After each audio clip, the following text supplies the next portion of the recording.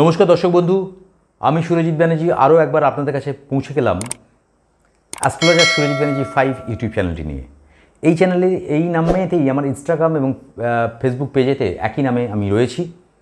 প্রতিদিনই আপনাদের কাছে ছুটে আসছি বলার জন্যে 12টা রাশি এবং সেই রাশিতে কখন কি প্ল্যানেটের ট্রানজিট বা গোচর হচ্ছে সেই অনুযায়ী রাশিগতভাবে আপনারা কি প্রিকশন নেবেন, প্রিভিয়াস কি প্রিকশন নেবেন, কি অ্যালার্ট থাকবে, কিভাবে চলবেন, তার একটা প্রিভিয়াস অ্যাজাম্পশন সম্ভাব্য জায়গাগুলো আমি হাইলাইট করার চেষ্টা করি।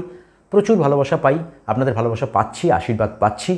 অবশ্যই চ্যানেলটি যদি ভালো লাগে লাইক, শেয়ার, সাবস্ক্রাইব করে আমার সঙ্গে থাকবেন। এতগুলো বছর যেভাবে আমার সঙ্গে রয়েছেন আপনাদের আশীর্বাদ ছাড়া আমি একজন নগণ্য মানুষ। আপনারা আশীর্বাদ করছেন, ভালোবাসা দিচ্ছেন, আমার প্রয়াস চলতে থাকছে যে আপনাদের কাছে এসে কিছু নতুন কিছু উপস্থাপন করার। তো আজকে আমি অলরেডি সিংহ রাশি বলেছি, আজকে আমি আপনাদের সামনে কন্যা রাশি বলবো। কন্যা রাশি সাপেক্ষে, কন্যা রাশি মানে যদি আমি এক ধরি কন্যা রাশিকে, কন্যা রাশির সাপেক্ষে আপনি যদি দেখেন তাহলে দেখবেন দ্বাদশ ঘর 12 হাউস কেতু মঙ্গল কিন্তু কানেক্টেড। কারণ মঙ্গল এতদিন পর সিংহ রাশিতে গোচর করেছে আর কেতু এতদিন পর সিংহ রাশিতে গোচর করেছে। তাহলে কেতু এবং মঙ্গল একসঙ্গে কনজাংশন তৈরি করেছে সিংহ রাশির ওপর, অগ্নি রাশি এটা, এবং সেই রাশির ওপর কেতু এবং মঙ্গল একসঙ্গে কানেক্টেড। মঙ্গল আপনি জানেন একটা আগুন অগ্নিকারক প্ল্যানেট এবং কেতু সাপের ল্যাজ বিস্তৃত। তাহলে আগুন এবং সাপের ল্যাজ একসঙ্গে সিংহ রাশি সেটাও আগুনের ওপর বসে গেছে। তাহলে কি হতে পারে? আপনার চন্দ্র মানে কন্যা রাশি যদি এক হয়, 12 হাউসটা কিন্তু সিংহ রাশি এবং তার সঙ্গে সঙ্গে 3 নম্বর ঘরটা স্করপিও বৃশ্চিক এবং 8 নম্বর ঘরটা আপনার কিন্তু এরিজ, এবং মঙ্গলের কিন্তু একটা দৃষ্টি সপ্তম ভাব মানে রাহুর সঙ্গে মঙ্গলের একটা কনজাংশন। তাহলে ঘরগুলো কোনগুলো কানেক্ট হলো? 1 হলো, 3 হলো, 12 হলো, 8 হলো এবং 7 হলো। তাহলে আমি জানি 1 নম্বর ঘর মানে যদি আমি কন্যাকে 1 ধরি তাহলে 1 নম্বর ঘর অনুযায়ী 12 নম্বর ঘর। 12 নম্বর ঘর মানে আমরা জানি কি 12 নম্বর ঘর থেকে আমরা কি বিচার করি? মোক্ষ, এক্সপেন্ডিচার, হসপিটালাইজেশন। তাহলে কন্যা রাশি সাপেক্ষে যদি দেখেন তাহলে 12 হাউস কিন্তু ম্যালিফিক হয়ে গেল। 3 নম্বর ঘর মঙ্গলের জায়গা, তার সঙ্গে 8 নম্বর ঘর, 8টাও কিন্তু মঙ্গলের জায়গা। তাহলে 8 নম্বর ঘর এবং 12 নম্বর ঘর কিন্তু মঙ্গলের সঙ্গে কানেক্টেড হলো, 7ও কিন্তু কানেক্টেড হলো। 7 মানে কিন্তু পার্টনার। তাহলে আমি বলবো যে মঙ্গল এই কন্যা রাশির জাতক জাতিকাদের ক্ষেত্রে শারীরিক জায়গা কিন্তু ভালো দেখাচ্ছে না, খুব সাবধান হয়ে যেতে হবে।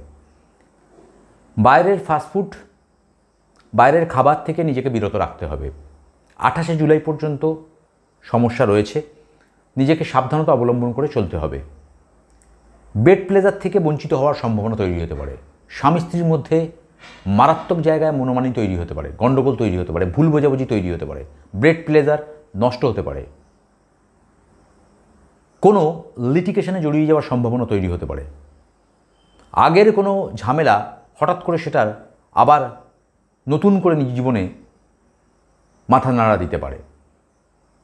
কন্যা রাশি সাপেক্ষে অষ্টম ভাবও ম্যালিফিক মঙ্গল, দ্বাদশ ঘরও ম্যালিফিক মঙ্গল কেতু, এবং সপ্তম ভাবও কানেক্টেড। ওয়াইফের স্বাস্থ্য ভাঙার জায়গায় যেতে পারে।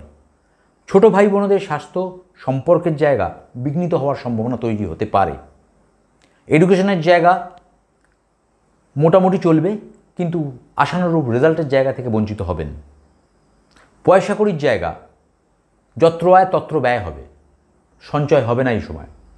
চিন্তা করবেন না, আবার হবে, কিন্তু এগুলো তো আমাদের গোচর, এগুলো জীবনের কোনো না কোনো পর্যায়ে কখনো কখনো আসবেই।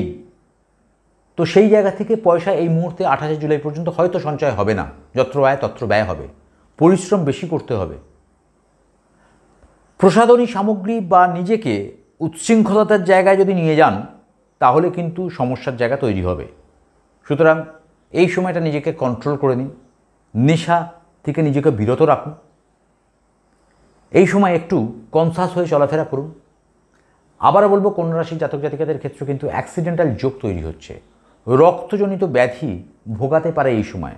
ব্লাড প্রেশার, সুগার, এই ধরনের প্রবলেম, পাইলস বা অর্শজনিত ব্যাধি, পেটের মধ্যে জ্বালা, এই ধরনের সমস্যা কিন্তু হওয়ার সম্ভাবনা তৈরি। সবগুলোই কিন্তু সম্ভাবনা, তার জন্যে প্রিভিয়াস প্রিকশন, তার জন্যই আপনাদের অ্যালার্ট করা। তো এই জায়গাগুলো তৈরি হতে পারে। রাস্তাঘাটে যাতায়াত, গাড়ি চালানো, বাইক চালানো, সাইকেল চালানো, যাই করেন না কেন খুব সাবধানতা অবলম্বন করতে হবে।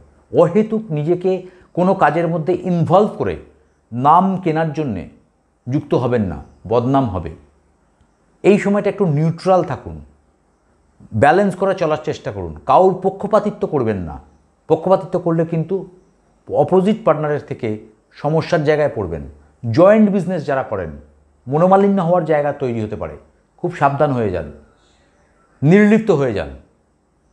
যারা অফিসিয়াল কাজকর্ম করছেন, প্রমোশন আটকে গেলে বসের সঙ্গে গণ্ডগোল ঝগড়াঝাঁটি না করে কম্প্রোমাইজ করুন। এই সময়টা কিন্তু আপনাদের কম্প্রোমাইজের সময়, একটু মেনে নিতে হবে, চোখ কান বুঝিয়ে একটু মেনে নিতে হবে। সবটা মাথা গলাতে যাবেন না, সমস্যায় পড়বেন। সেটা ফ্যামিলি হোক, আপনার পরিবার হোক, আপনার অর্থনৈতিক জায়গা হোক, এখন নির্লিপ্ত থাকাটাই আমার মনে হয় শ্রেয়।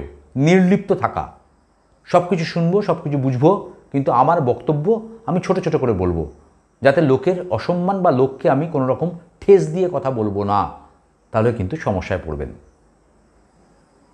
যাই হোক, কী করবেন কন্যা রাশির জাতক জাতিকাদের জন্য বলবো, অবশ্যই যদি পারেন গরুকে খাবার খাওয়াতে পারেন, গরুকে গ্রিন কালারের সবজি খাওয়াতে পারেন। হনুমান চালিসা অবশ্যই পাঠ করা উচিত, একদম পাঠ করতেই হবে। ওং হনুমতায় নমো বলতে পারেন, রেগুলার বেসিসে হনুমতায় নমো বলতে পারেন। গরুকে ঘাস, গ্রিন কালারের যে কোনো সবজি বা ঘাস আপনি খাওয়াতে পারেন। আমি বলবো এই সময়টা আপনার 28শে জুলাই পর্যন্ত একটু টালবাটাল, ভয় পাবেন না।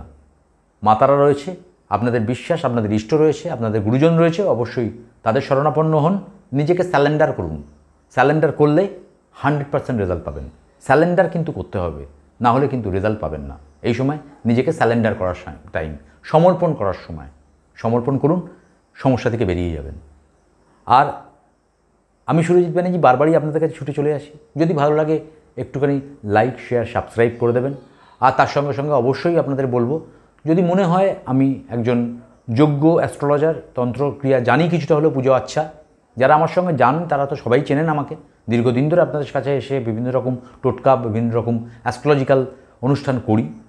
যারা জানেন না তাদেরকে বলবো, অবশ্যই যদি মনে হয় যে কোনো জায়গা থেকে কনসালটেন্সি নিলে হয়তো জীবনের কোনো একটা জায়গা ব্লকেজ হচ্ছে, আমি হয়তো পারবো বা আমি জানি সেই জায়গাটা, অবশ্যই আমি চেষ্টা করব। কেরিয়ার কাউন্সেলিং যারা করতে চাইছেন, যারা বিভিন্ন রকম স্ট্রিম সম্পর্কে জানতে চাইছেন, কোন স্ট্রিমে গেলে ভালো হয়, কোন জায়গায় পড়লে ভালো হয়, কীভাবে পড়বো, কোন কোন জায়গা, কোন স্ট্রিমেতে গিয়ে আমি কী কেরিয়ার করব, অবশ্যই আমি চেষ্টা করি। সকলেই জানেন যারা আমার চেম্বারে আসেন, তারা অবশ্যই আমার ডেসক্রিপশানে দেওয়া নাম্বারে যোগাযোগ করে নেবেন, অবশ্যই চলে আসবেন। আমি চেষ্টা করব আমার সাধ্যমতো। জয় মা তারা, জয় বামদেব।